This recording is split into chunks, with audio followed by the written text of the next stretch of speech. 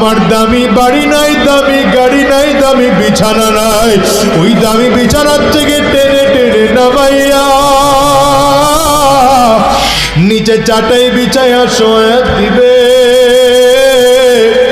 আরে তোমাকে আমাকে একদম পুরাতন চাদর দিয়ে ঢেকে রাখবে। সন্তান এসে চিৎকার করে আব্বা আব্বা বলে ডাকবে, ডাকের সাড়া দিতে পারবো না। পর্দার আড়ালের মা, সন্তান সে মা বলে ডাকবে, ডাকের সাড়া দিতে পারবো না। ওই কলিজার টুকরো সন্তান ওখানে বসে চিল্লায় আর বলে আব্বু জবান খোলো, জবান খোলে না। আব্বু জবাব দেওয়ার মতো শক্তি নাই।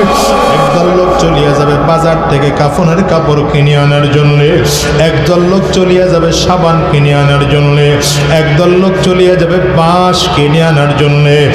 বাজার থেকে বাঁশ কাটিয়া আরে কাঁচা বাঁশগুলো দিয়া কবরের মধ্যে সুন্দর করে কবর খনন করিয়া তোমাকে আমাকে বাগানের কিনারা নিয়ে গোসল করায় 3টা কাপড় দিয়া প্যাকেট করবে।